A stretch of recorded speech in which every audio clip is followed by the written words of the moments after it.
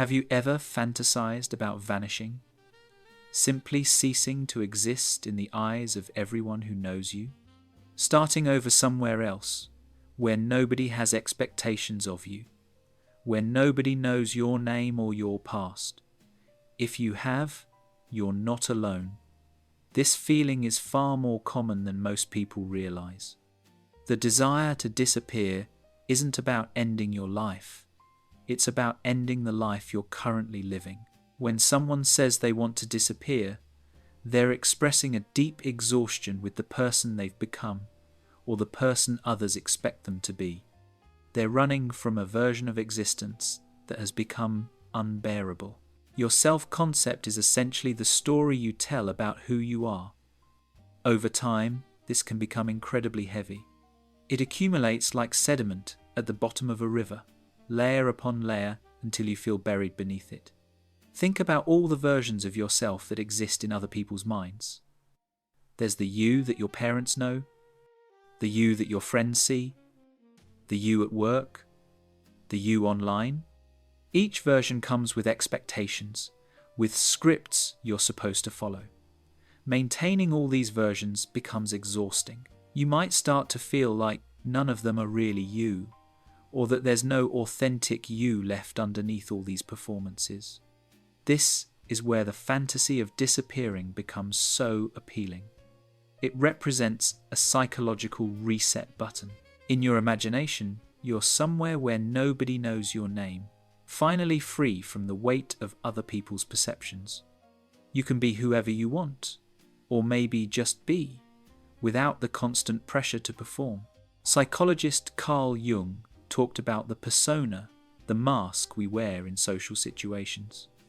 Problems arise when we become too identified with our masks, when the persona becomes so rigid that it feels like a prison. The desire to disappear is a rebellion against this, an attempt by your authentic self to break free. Social media has intensified this phenomenon. Now you have to curate your digital presence alongside your real-life identities. Every post becomes part of your permanent record. The internet never forgets, which means your past selves are always there, sometimes haunting you, sometimes contradicting who you're trying to become. Here's the paradox. The desire to disappear is often a sign that you're deeply connected to others, not disconnected. If relationships didn't matter, you wouldn't feel the need to escape them. This desire emerges from caring too much, from feeling too responsible. In a strange way, it's a symptom of empathy taken to an extreme. Depression tells you that you're a burden, that people would be better off without you. This makes disappearing seem like an act of kindness. Anxiety makes every interaction feel like a potential catastrophe. Disappearing looks like the only way to stop worrying about disappointing someone. Trauma can create this desire too. When something has fundamentally changed you, you might feel like you no longer fit into the life you had before. The person you were feels like a stranger, and people who knew that version can't seem to see who you've become. So what do we do with this feeling? First, recognize that the urge to disappear is almost always a symptom, not a solution. It's your psyche telling you that something needs to change. The fantasy of disappearing is easier than the work of actually changing, which is why it's so seductive. But wherever you go, you take yourself with you. Instead of literally disappearing, perhaps what's needed is a symbolic disappearance. Setting boundaries with people who have unhealthy expectations. Letting go of old identities that no longer serve you. Being honest about who you actually are.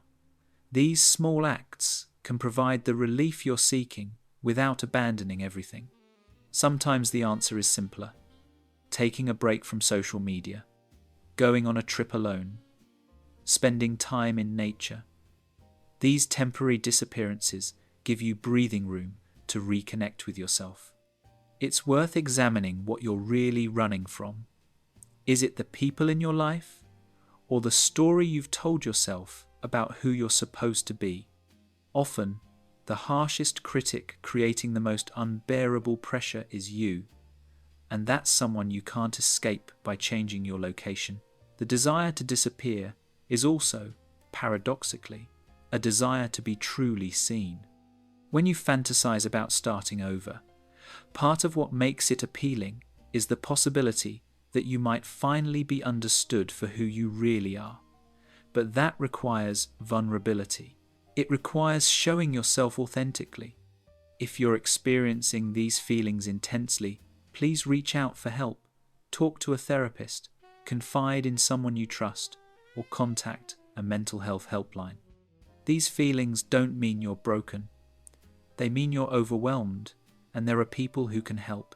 The paradox of wanting to disappear is that what we're often searching for isn't absence, but presence. Not the presence we perform for others, but the quiet, authentic presence we find when we stop running and allow ourselves to simply exist that doesn't require disappearing. It just requires the courage to be seen as we truly are. Thanks for watching. I'll catch you next time.